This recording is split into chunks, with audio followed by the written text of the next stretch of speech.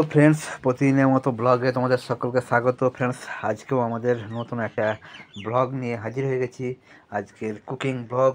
তো ফ্রেন্ডস, আজকে আমি আজকে কিনেছি হচ্ছে দুটি খাড়া, মানে এক একটির দাম হচ্ছে 5 টাকা করে।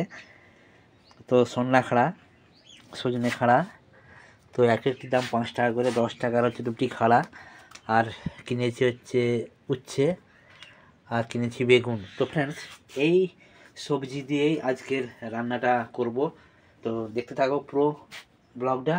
তো বন্ধুরা, আমার সবজি কুটা কমপ্লিট হয়ে গেল। ওখানেতে আদা পেঁয়াজ কুটে নিয়েছি, এখানে সবজিটা কুটে নিয়েছি। তো এবারে সবজিটাকে আমি চাপিয়ে দেবো ফ্রেন্ডস। তো এখানে আমি কড়াই বস করে দিয়েছি ফ্রেন্ডস। বন্ধুরা, অন্ধকার হয়ে গেছে, সেই জন্য ফ্ল্যাশটাকে জ্বালিয়ে নিলাম। জ্বালিয়ে নিয়ে আমি কড়াইতে কিছু তেল দিয়ে সবজিগুলোকে ভেজে নিচ্ছি। তো ফ্রেন্ডস, পুরো ভেজে নিয়ে অনেকক্ষণ ধরে একটু ভাজবো, মানে ভেজে নেওয়ার পরে একটি পাত্রে আমি তুলে রেখে দেবো। তো তুলে রেখে দিয়ে তারপরেতে আমি কিছু কড়াইতে একটু তেল দিয়ে সেখানে পেঁয়াজ কিছু দিয়ে পেঁয়াজগুলোকে ভেজে নেবো। তো প্রথমে পেঁয়াজগুলোকে ভেজে নেওয়ার পরে যে আমার যে আদা আর কাঁচা লঙ্কার যে মিশ্রণটি ছিল, সেই মিশ্রণটি দিয়ে আমি সেইগুলোকেও ভালো করে ভেজে নেবো।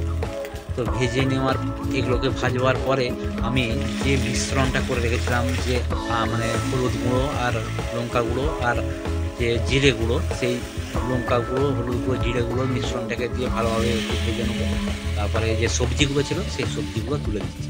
তো ফ্রেন্ডস, তুলে দেওয়ার পরে একটু নুন দিয়ে ভালো করে মাখিয়ে নেবো।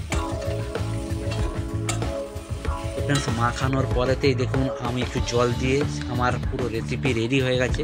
তো ফ্রেন্ডস, একটা সিম্পল পদ্ধতিতে রেসিপি এবং গ্রামীণ ফুড, গ্রামীণ কুকিং তোমার সাথে তুলে ধরলাম।